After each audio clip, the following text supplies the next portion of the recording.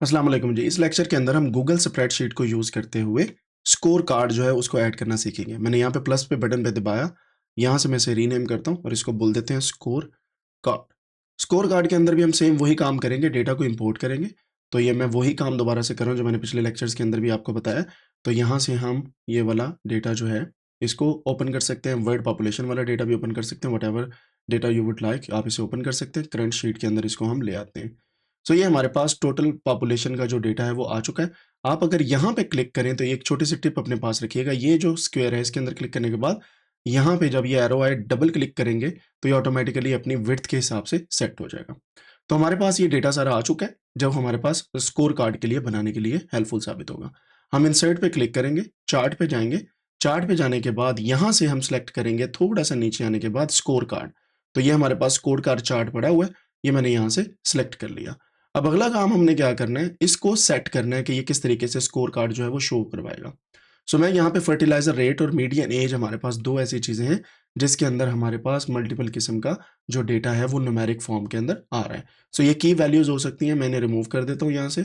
और हमने यहाँ से देखा है कि हमारे पास जो आई जे और इतनी हमारे पास डेटा की रेंज है। आप ये भी कर सकते हैं कि डेटा की रेंज को चेंज कर लें, जैसे मैं यहाँ पे सिलेक्ट करता हूँ, मैं यहाँ पे इसको ख़त्म कर देता हूँ और यहाँ पे ये सजेस्टेड रेंज है, ये ऑटोमेटिकली आ रही होती है, आपको सेलेक्ट करने की अक्सर औक़ात ज़रूरत नहीं पड़ती। इससे पूरे का पूरा डेटा सेलेक्ट हो जाएगा। मैं इस पे ओके पे करता हूँ। की वैल्यू ऐड करने के लिए मेरे पास सारे कॉलम्स आ गए। मैं पॉपुलेशन का डेटा ऐड करता हूँ। पॉपुलेशन रैंक के हिसाब से मेरे पास डेटा आ चुका है। ये रैंक का डेटा आ गया, ये पॉपुलेशन का डेटा आ गया। सो ये मेरे पास टोटल जो है वो पॉपुलेशन जो है वो मेरे पास आ चुकी है यहाँ पे। मैं बेसलाइन जो है वो यहाँ पे पॉपुलेशन की ही ऐड करता हूँ, बेसलाइन वाज़ 0। अगर मैं कंट्री बोलूँ तो यहाँ पे इंडिया जो है वो टॉप पे आ रहा है, यानी कि बेसलाइन उसकी आ रही है। और अगर मैं चाहूँ तो यहाँ पे लैंड एरिया भी ऐड कर सकता हूँ कि किस जगह पे लैंड एरिया कितना है, या मैं यहाँ पे ये ऐड कर सकता हूँ कि फर्टिलाइजेशन रेट या वर्ल्ड शेयर कितना है। ठीक है, सो यहाँ पे इसका वर्ल्ड शेयर भी आ गया। लेकिन इट डिपेंड्स कि आप किस तरीके से इस डेटा को मैनेज करते हैं।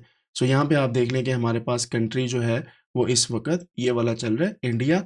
आप अगर इसको कस्टमाइज करना चाहें तो की वैल्यूज़ के अंदर जाने के बाद आप इन सारी चीज़ों को, बेसलाइन वैल्यूज़ को और बाकी चीज़ों को यहाँ से चेंज कर सकते हैं। लेकिन मेन चीज़ ये है कि आपको पता होना चाहिए आप क्या कर रहे हैं स्कोर कार्ड से। एक इसकी एग्जांपल मैं आपको देता हूँ। बेसलाइन वैल्यू को मैं यहाँ से रिमूव कर देता हूँ, मेरे पास कोई बेसलाइन वैल्यू नहीं है, मेरे पास ये सिंपल एक स्कोर कार्ड है।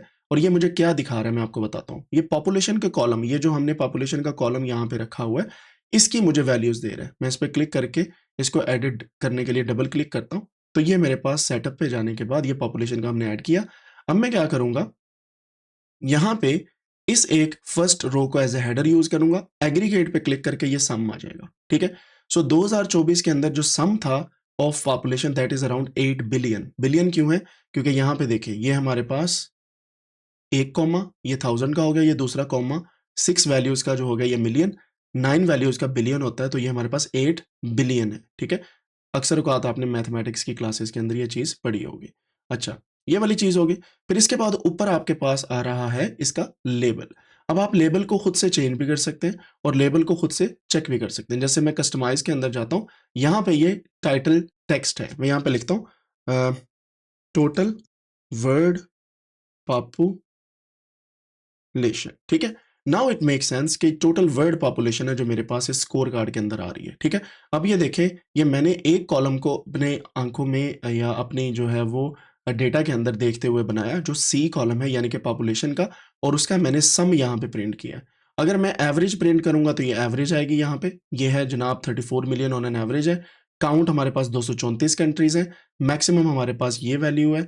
मिनिमम हमारे पास 496 की वैल्यू है, यानी कि इतने लोग रहते हैं। सम का मतलब है ये टोटल है, तो ये टोटल वर्ल्ड पॉपुलेशन होगी। मैं अब एक और स्कोर कार्ड बनाता हूँ। मैं यहाँ से इसी को कॉपी करके पेस्ट कर सकता हूँ, या मैं यहाँ पे क्लिक करने के बाद यहाँ पे आप देख सकते हैं कॉपी चार्ट आ गया मेरे पास। इसे कॉपी करता हूँ, यहाँ पे इसे पेस्ट करता हूँ। पेस्ट करने के बाद अब इसमें डबल क्लिक करता हूँ, सो ये मेरे पास आ जाएगा चार्ट। यहाँ पे पॉपुलेशन का सम है, मैं यहाँ पे लिख देता हूँ काउंट। सो मैं यहाँ पे इसको डबल क्लिक करने के बाद यहाँ पे कहूँगा टोटल कंट्रीज। ठीक है, टोटल नंबर ऑफ कंट्रीज या number of countries, number of countries, ये मैंने यहाँ पे लिख दिया। ये मेरे पास दूसरा चार्ट हो गया। इसको मैं यहाँ से थोड़ा सा छोटा भी कर सकता हूँ और इसको मैं और भी कस्टमाइज कर सकता हूँ अगर मैं करना चाहूँ। कस्टमाइज में जाके चार्ट स्टाइल आ गया। बैकग्राउंड कलर मैं ब्लैक कर देता हूँ और जो टेक्स्ट का या चार्ट का बॉर्डर है वो मैं कर देता हूँ समथिंग लाइक दिस वन, और यहाँ से थीम जो है मैं ये वाली रख देता हूँ।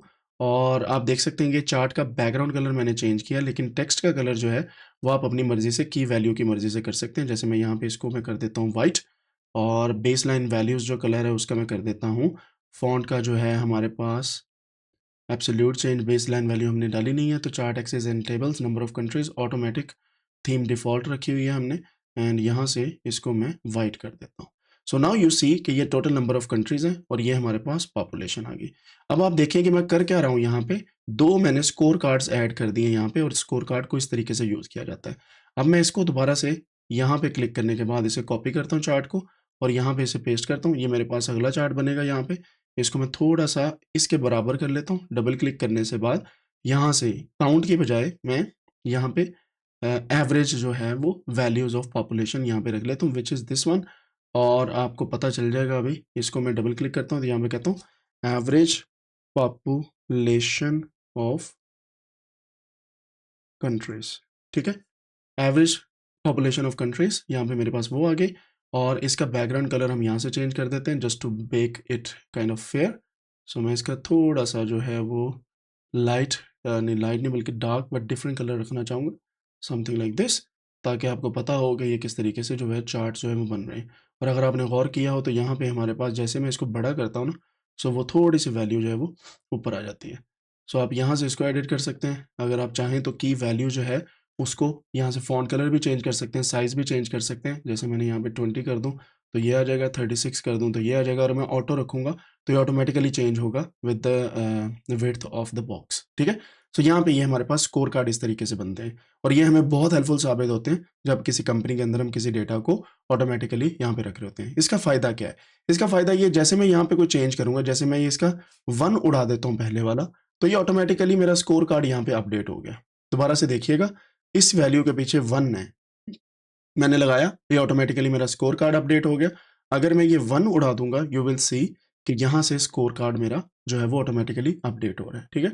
सो ये ऑटोमेटिक होने का तरीका ये है कि अगर पीछे आपका डेटा बैकएंड पे कहीं पे जुड़ा हुआ है, सो फ्रंट एंड पे आपके पास ये आएगा। यानी कि ये डेटा अगर लाइव कहीं से आ रहा है और कोई चेंजेस आते हैं तो आप इस तरीके से ऐड कर सकते हैं। से फॉर एग्ज़ाम्पल जर्मनी की पॉपुलेशन यहाँ पे, इसकी बजाय मैं 94 मिलियन जो है वो लिख देता हूँ, तो ये फ़ौरन से यहाँ पे चेंजेस आ जाएगी, ठीक है 84 मिलियन, लेकिन मैंने 94 मिलियन यहाँ पे लिख दिया।